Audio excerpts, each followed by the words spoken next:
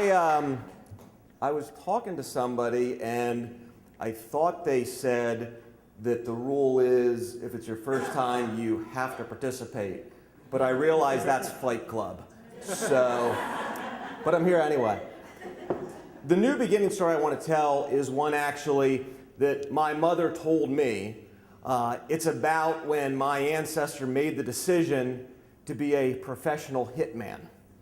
Now, like most stories of this nature, my mom has colored this story in such a way to make his actions seem noble or valiant, admirable. But with the advent of the internet and Wikipedia, I've been actually able to go back and recolor some of the pieces of this story. And tonight I'm going to fill in some of the cracks that my mother decided were best left unfilled. So, in 1776, my ancestor, my great to the fifth power grandfather, Johannes Schwalm, makes the decision to become a Hessian soldier against the Americans in the Revolutionary War. Yes, he was a true mercenary, a John Wick, for those who know the movie, Baba Yaga. So, when I first heard this story from my mother, I was very, very troubled by it, and I had to figure out exactly what that really meant. Because if you understand Hessian soldiers were truly ferocious soldiers. If George Washington didn't have his home field advantage, today we'd all be driving on the left side of the road. We'd be drinking tea instead of coffee. We might even have someone in great power who thinks he's a king who's... Well, sorry about that. So, Johannes makes the decision. He joins and he gets on the ship to come to the United States. And all the way across the ocean, I picture him in the bowels of the vessel, kind of Rocky Fouring it alongside as he comes across the waves, figuring out how he can do battle with the Americans. Now, as a child, this was about the point that I turned to my mom and say, wait, he was on the other side? He was a bad guy? He was on the taxation without representation side? Because according to Schoolhouse Rock, that's not fair. But my mom said, no, just don't pay any attention to it. And even as I grew older, I had trouble understanding what's the good side and what's the bad side. I'd see Star Wars and I thought, Empire seems like a good thing. I would think to myself, Death Star looks pretty clean and orderly. It's nothing like that shithole planet down there.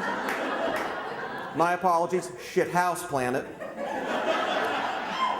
So, Johannes makes it across the river. And across the ocean. The way my mother tells this story, he fought in so many battles. But again, I've actually gone into the records, and actually, Johannes did not fight very many battles. In fact, he fought just one battle. Now, I want to be clear, it's one more battle than I've fought, probably one more than you fought. And let's be clear, war is nothing but a collection of battles, and when we think about some of those names, think about the feelings that they stir up in us. Pearl Harbor, Gettysburg, Bunker Hill. But here's the thing, Johannes fought in the Battle of Trenton, New Jersey. Trenton makes, the world takes. So if you don't know the story about the Battle of Trenton, here's actually the way it went down. On the night of Christmas, 1776, General George Washington takes 1,500 men, or 2,400 men. He comes across the icy Delaware River to the eastern shore of the Delaware River. They march on Christmas. They march 9 miles down to where the Hessians are lying in wait. 1,500 of them are waiting there. And by waiting, I mean they're asleep.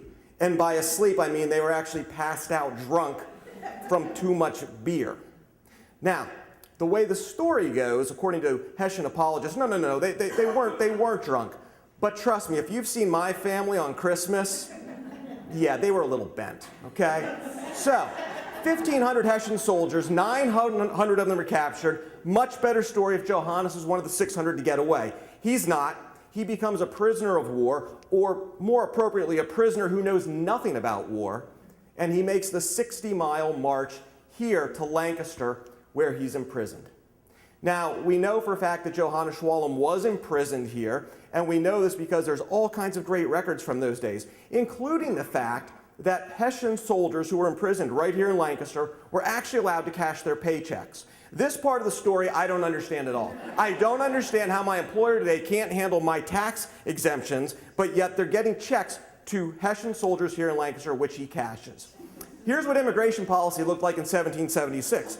The U.S. says to Johannes, if you don't deposit those paychecks, we'll let you go. He thinks that's a good idea, and next thing you know, Johannes Schwalm is a farmer in Mountjoy.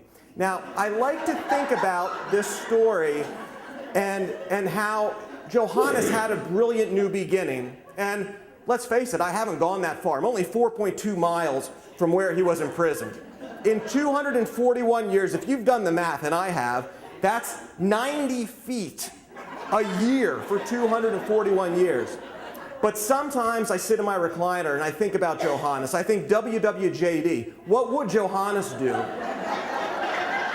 And as I sit back and plan my own new beginning, I do what he did. I have 3 beers and I go to sleep. Thank you.